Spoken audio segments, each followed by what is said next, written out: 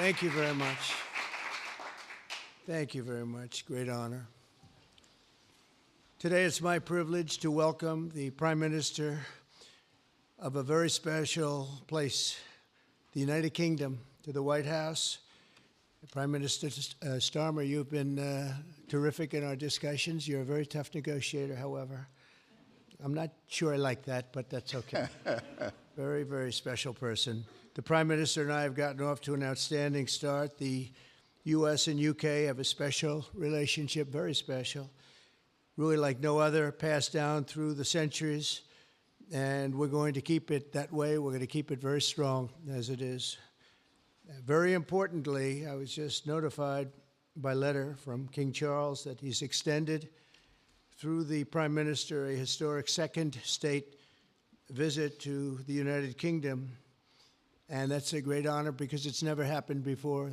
One person has never been extended that honor, and I really do call it an honor, but it's not for me, it's for our country. It's respect for our country. So I just want to thank you, and I want to thank King Charles. Thank you very much, and we accept.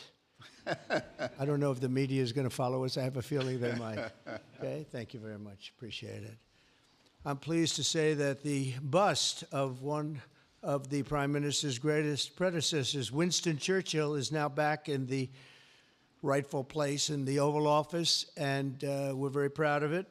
Our meeting today and the various breakout sessions we had were tremendously productive. Most importantly, I provided the Prime Minister with an update on our efforts to end the bloody and horrible war in Ukraine with Russia, which would never have happened if I were president. That was not going to happen. I promise you that. After 3 years of hellacious conflict, approximately 1 million Ukrainians and Russians have been senselessly killed, but the number, I believe, is much higher than that. Countless schools, hospitals, towns, and beautiful ancient churches have been absolutely obliterated. To begin the process of ending this spiral of death, I had historic back-to-back calls with President Putin, very successful calls, I might add, and President Zelensky, and my team also spoke with the Secretary General of NATO on numerous occasions, and we're working very hard to get that war brought to an end. I think we've made a lot of progress, and I think it's moving along pretty rapidly. And I want to thank all of the people that are here that have been working on it. And we'll let you know what happens. It'll either be fairly soon or it won't be at all.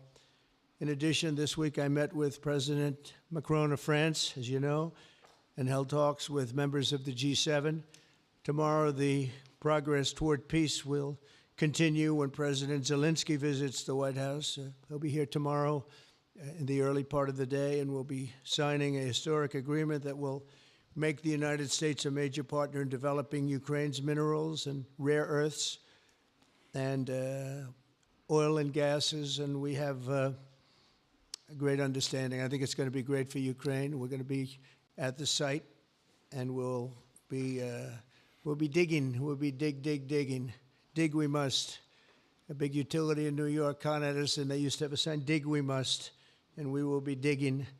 But much of the European aid to Ukraine has been sent in the form of loans for which they expect to be paid back, and we didn't have that honor under the Biden administration. He sent money, or just sent it, money after money after money, and never had any knowledge of ever seeing it back. Maybe $300 to $350 billion, but under the breakthrough agreement, very unusual, which everyone said was difficult to get, but it's really very good for Ukraine and very good for us. The American taxpayers will now effectively be reimbursed for the money and hundreds of billions of dollars poured into helping Ukraine defend itself, which by and of itself is a very worthy thing to do. We've paid far more than any other country, and with most of our support, it's been paid in military, the finest weapons anywhere in the world.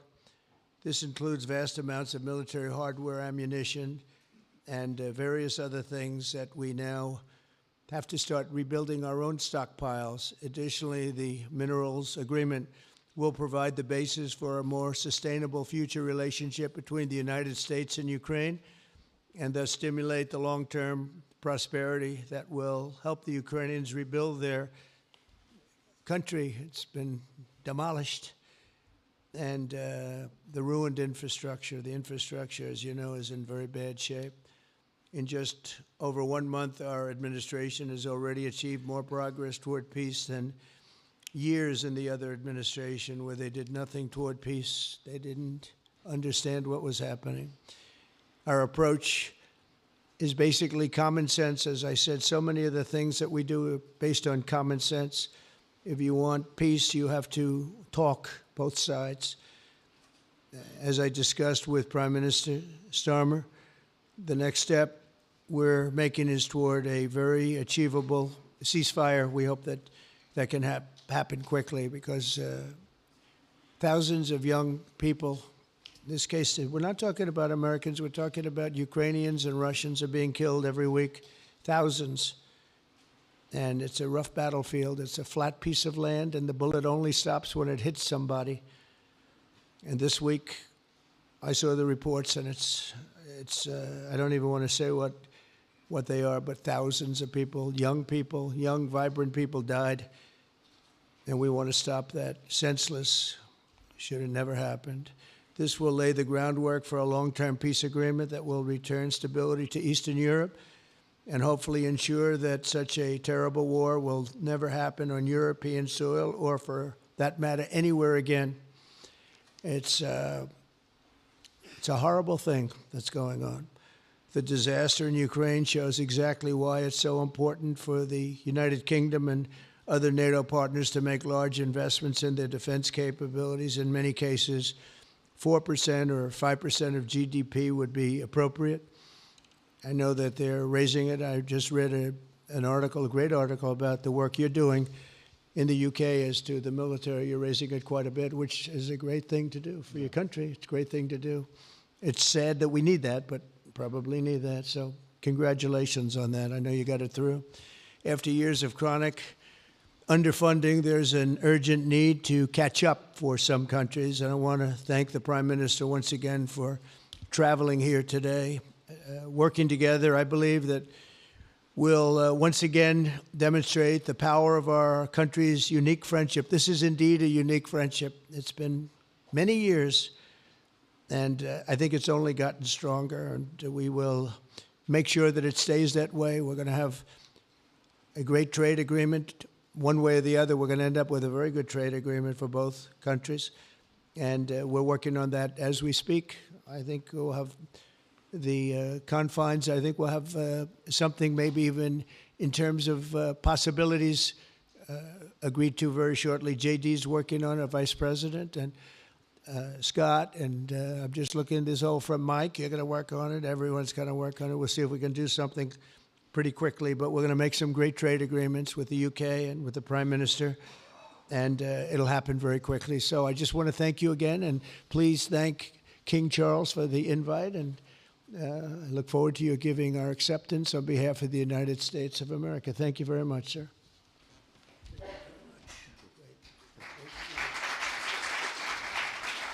Thank you. Well, thank you very much, Mr. President. Thank you for your hospitality. Thank you for your leadership. This has been a very good and very productive visit. And with your family roots in Scotland and your close bond with His Majesty the King, it's good to know that the United Kingdom has a true friend in the Oval Office. And it was so good to see the bust of Winston Churchill back in its rightful place just a moment ago. But look, in a moment of real danger around the world, this relationship matters more than ever. We remain each other's first partner in defence, ready to come to the other's aid, to counter threats wherever and whenever they may arise. No two militaries are more intertwined than ours. No two countries have done more together to keep people safe.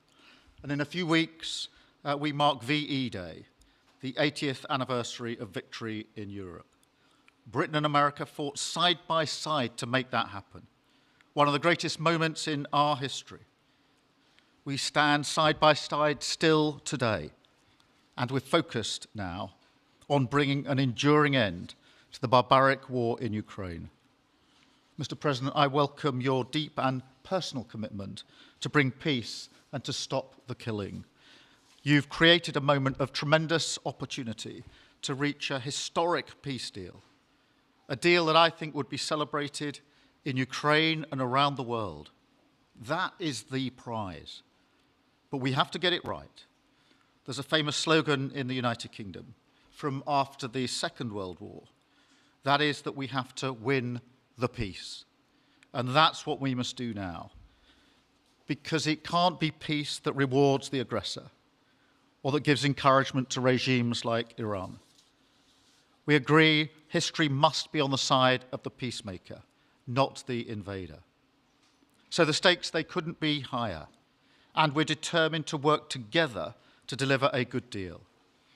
We've discussed a plan today to reach a peace that is tough and fair, that Ukraine will help shape, that's backed by strength, to stop Putin coming back for more. I'm working closely with other European leaders on this, and I'm clear that the UK is ready to put boots on the ground and planes in the air to support a deal, working together with our allies, because that is the only way that peace will last. Mr. President, in this new era, you're also right that Europe must step up. And let me tell you now, I see the growing threats we face, and so the UK is all in.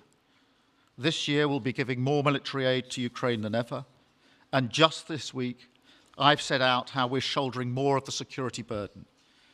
We're already one of the biggest spenders in NATO, and now we're going much further, delivering Britain's biggest sustained increase in defence spending since the Cold War.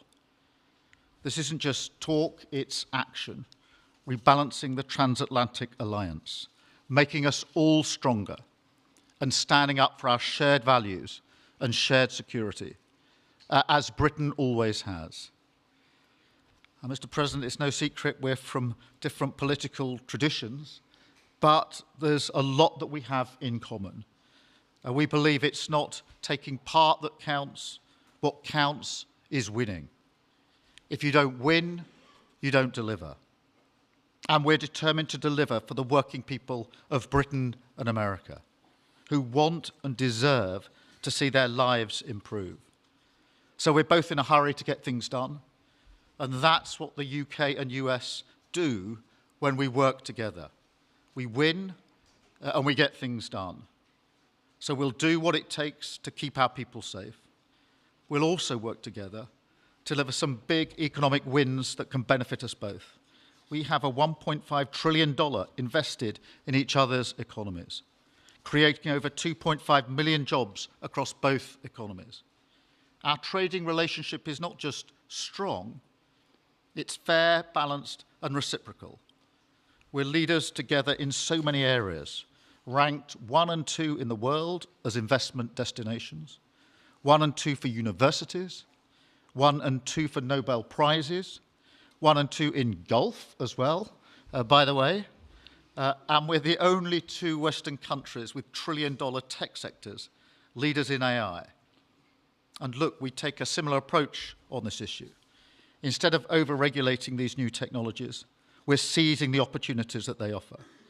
So we've decided today to go further, to begin work on a new economic deal with advanced technology at its core. Look, our 2 nations together shaped the great technological innovations of the last century. We have a chance now to do the same for the 21st century. I mean, artificial intelligence could cure cancer. That could be a moonshot for our age. And that's how we'll keep delivering for our people. There are so many opportunities. Keep our nation strong and fulfill the promise of greatness that has always defined this relationship. Finally, to underline the importance of this bond. It was my privilege and honour to bring a letter with me today from His Majesty the King. Not only sending his best wishes, but also inviting the President and the First Lady to make a state visit to the United Kingdom. An unprecedented second state visit. This has never happened before. It's so incredible, it will be historic. And I'm delighted that I can go back to His Majesty the King and tell him that President Trump has accepted the invitation. So thank you. Our teams will now work together to set a date, and we look forward to welcome you in the United Kingdom. Thank you once again. Thank you very much. What a beautiful accent. I would have been president 20 years ago if I had that accent. Thank you very much. Okay, let's see here. Go ahead, please. Thank you, Mr. President. Earlier today, you told me that you believe that foreign countries pay tariffs, but Americans who are concerned about higher prices believe, as most people do, that they're paid by consumers and importers when they import things into this country. Can you explain how you came to this belief that foreign governments are paying tariffs? And for the Prime Minister, did you discuss with President Trump his repeated statements of desire to annex Canada?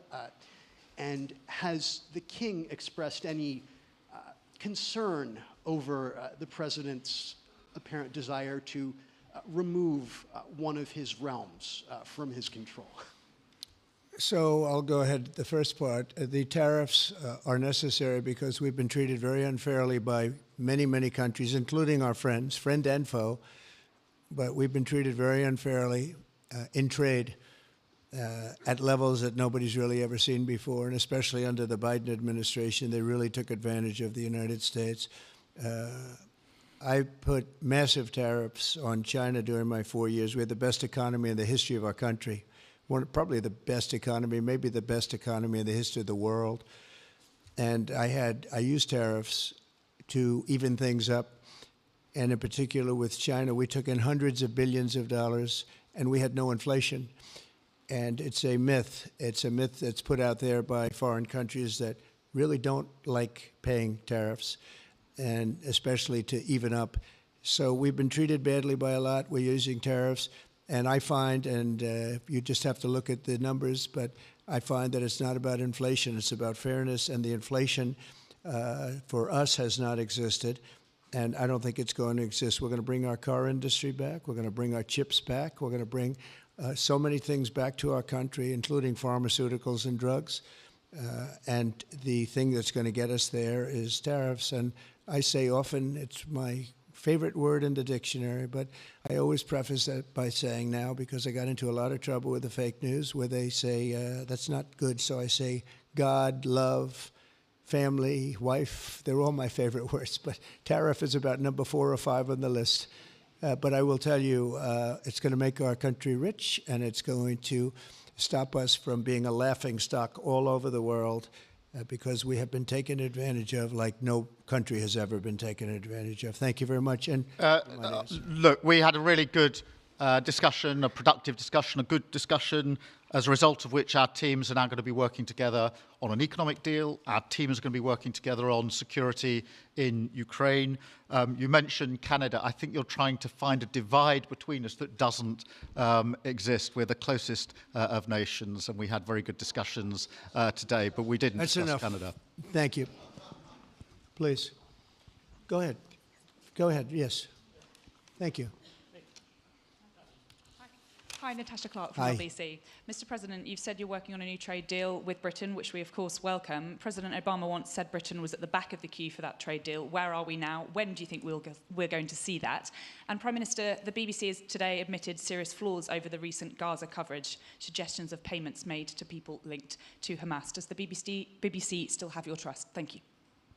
Well, they didn't do well with President Obama. He'd never got a lot of things done, and he didn't get a trade deal done that was of any importance or magnitude. We've had great discussions on trade, and I think we're going to have a deal done rather quickly as it can be done. We're going to have something, I think, rather quickly. We expect to do that. Okay?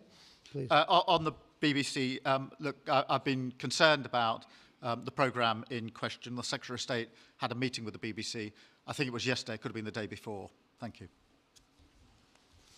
Jeff, go ahead. Thank you, sir. Pardon me. Mr. President, do you support Article 5 of the NATO treaty? And are you concerned that it might be triggered if European peacekeeping forces end up in Ukraine? I support it. I don't think we're going to have any reason for it. I think we're going to have a very successful peace, and I think it's going to be a long-lasting peace. And I think it's going to happen hopefully quickly. If it doesn't happen quickly, it may not happen at all. And we want it for two reasons. Number one, I want to see on a humane basis, I want to see soldiers stop getting shot, because largely it's soldiers now. Towns have been obliterated, but it's largely that. And I don't want to pay billions and billions and billions of dollars, nor does the Prime Minister or anybody else, on a senseless war that should have never happened. And we're going to get it taken care of. But I think it's going to be a peace that's going to be long-lasting. Do you have a question for the Prime Minister? Thank you. Mr. Prime Minister, you were asking the President today about a backstop for Europe if the peacekeeping force ends up in Ukraine. Did you feel like you got a satisfying answer for yourself and for Europe? And Mr. President, if you want to comment on that as well, please do. I felt we had a very productive discussion. Obviously, as the President says, the deal has to come first. But yes, our teams are going to be talking about how we make sure that deal sticks, is lasting and enforced. So our teams will be talking about that. Okay. Please, Blue. Mr. President, some experts think it could take more than a decade to mine the precious minerals from Ukraine. How much should the U.S. expect to receive, and when do you expect to see that come to fruition? Well, we're never going to know that answer, but by our being in Ukraine and doing the exploration and also the digging and taking the rare earth, which we need in our country very badly, we'll be doing a substantial amount of work, probably about at least what we have in there, and we hope to be able to do that. You never know when it comes to that. You know, you dig and maybe things aren't there like you think they're there, but we'll be spending a lot of time there. It'll be great for Ukraine. It's like a huge economic development project, so it'll be good for both countries, okay? Please. Prime Minister, excuse me, Prime Minister, you've talked about putting British soldiers' boots on the ground in Ukraine in the event that President Trump succeeds with his peace deal. But can you do that without a firm assurance that America will have our back in the form of some kind of security guarantee were Putin to breach that agreement? And Mr. President, tomorrow you're seeing President Zelensky to sign this deal on minerals and energy that could be hugely important to the United States. Will you take the opportunity to apologize to him for calling him a dictator while praising Vladimir Putin, who is a dictator? Well, Robert, let me start by saying I've been really clear today and previously that I think that European countries, including the United Kingdom, need to step up in our own defence and security. We've been doing that in recent days. You saw the announcement we made on spending just the other day. In addition to that, I've made it clear that the United Kingdom will play its full part in ensuring that if there's a deal, and we hope there is a deal in Ukraine, that is a lasting deal that sticks. And we're obviously working with other European countries on that, France and NATO in particular. But I think I'm hosting 18 countries on Sunday to further our discussions. You heard from the President this morning that, you know, as historically has always been the case, we have each other's backs. And today we've been talking about the deal, how that will be a lasting deal. And coming out of this, our teams will now be talking in detail about that. And I think we're going to have a very good meeting tomorrow, 11 o'clock. And I think we're going to have a very good meeting tomorrow morning. We're going to get along really well, okay? We have a lot of respect. I have a lot of respect for them. We've given them a lot of equipment and a lot of money, but they have fought very bravely, no matter how you figure it. They have really fought. Somebody has to use that equipment, and they have been very brave in that sense. Yeah, please, go ahead. Ceasefire deal is nearing an end this Saturday, and there's been some worry that phase 2 might never get there. Do you believe that phase 2 of the ceasefire in Gaza will come to fruition? And have you spoken to Netanyahu about it? And for the Prime Minister, this peacekeeping deal has been pushed forward by the UK and France as well. Have you been in discussions with any other European countries to join this initiative? And are you expecting Commonwealth countries to also join the effort? Thank you. So we're working very hard in the Middle East and Gaza and all of the problems, and it's been going on for years and years and centuries and centuries. It's a tough neighborhood, but it could be a very beautiful neighborhood, and I think we're going to come up with some pretty good solutions. But phase 1 is almost complete. We've had some people that have been very seriously injured, very seriously hurt, both physically and mentally. They've come out of there and some of them in very, very bad shape.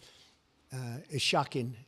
Many young people aren't in bad shape. Young people are strong, healthy. They don't die. People have come out dead, young people and old people. It's a rough situation, but I think we're going to make it much better, and I think that we've had a huge impact on that since we've been in just the 4 weeks. I think we've had a huge impact on Gaza, the Middle East, and we have some pretty good talks going on concerning lots of other people that are going to make it better. So we'll see what happens. Nobody really knows, but we'll see what happens. But I think we've had a very positive impact. Prime Minister? Yeah, on the question of the European countries, yes, I've spoken to a number of countries, particularly in the last few weeks. We had a meeting in Paris last week. I've got a meeting on Sunday with 18 countries to further our discussions. Obviously, we've been talking quite intensely to our French colleagues and to NATO, but to other countries as well, because, as I say, I think it's important for European countries, including the United Kingdom, to step up and do more in the defence and security of Europe and our continent and the United Kingdom, and we'll do so. Well, we're talking to a number of other countries. Thank you. Yes, in the red, please. Pink red, flaming red. Is it me or her? Go ahead. Okay, thank you, Mr. President. A question on Ukraine. Number one is, if you're not considering the security guarantees, are you open to other forms of, for example, intelligence cooperation with Ukraine? And Mr. Prime Minister, President Trump has proposed a plan for Gaza. Does this fit into the two-state solution that the UK held for a long time? Do you see it fit into your general Middle Eastern strategy? Thank you so much. Yeah, thank you very much. We're open to many things, but before I even think about that, that's almost pleasant to think about because that would mean that peace has been arrived at. We have to arrive at that peace. And, you know, you went 3.5 years with an administration that never even really had a meeting. They didn't have a meeting on peace. And there was no prospect of peace. I think, frankly, Russia wanted to go through the whole long deal. I don't think they do anymore. I don't think they do. We had a very big impact on that whole situation. But I don't like talking about phase 2 until I get phase 1. Phase 1 is I have to make peace. And we have to get Russia to agree. We have to get Ukraine to agree. And I think we will, I think we've come a long way. I believe we're going to get it done. I wouldn't say that if I didn't think so. And I think it will be very important, very historic, and we're going to save a lot of lives. On the question of Gaza, the last few weeks of the ceasefire have been very impactful. And for me, there are 2 images that I remember more than any other. The first is Emily Damari, who is British, being reunited with her mother. You may remember she had her fingers missing after what she endured. That was an incredible moment. I'd spent a lot of time with her mother whilst she was held captive, and her mother went through absolute torture. The other image was thousands of Palestinians marching through rubble, trying to return to their communities and their homes.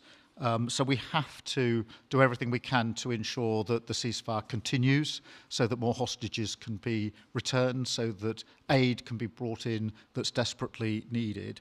We need to allow Palestinians to return and to rebuild their lives, and we must all support them in doing that. And yes, I believe that the two-state solution is ultimately the only way for a lasting peace in the region. And think of that, she came home with her fingers and part of her hand blown off. That's terrible.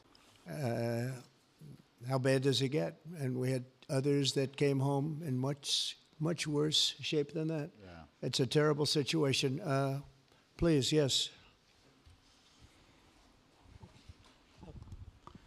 Thank you. Mr. President, did our Prime Minister persuade you not to put tariffs on the UK? And if I may, Prime Minister, do you think that Vladimir Putin is a man who will keep his word? Thanks. He tried. He was working hard, I'll tell you that. He earned whatever the hell they pay him over there. But he tried. I think there's a very good chance that in the case of these two great friendly countries, I think we could very well end up with a real trade deal where the tariffs wouldn't be necessary. We'll see. But he earned whatever they pay him. He earned today. He was working hard at lunch, and I'm very receptive to it. I think in all fairness, in all seriousness, I think we have a very good chance at arriving at a very good deal. JD and Scott and Howard, all the people are working on it, and I think we have a good chance at arriving at a deal that could be terrific, really terrific for both countries. Okay? Thank you. On the second part of the question, I think my views on Putin are pretty well rehearsed and pretty well known. My concern is that if there's a deal, and I hope there is a deal, that it must be a lasting deal, that it's not a temporary measure. And that is why I think it's really important that Putin knows that this deal, a historic deal, which I very much hope comes about, is there, and it's a lasting deal, and that we're able to deal with any inclination he has to go again or go further. I think we'll have two deals. I think we'll have a deal on ending the war, and I think we're going to end up with a great trade deal with you. And it's an honor to be with you, and I want to thank everybody very much. Thank you very much. Thank you. Thank you very much.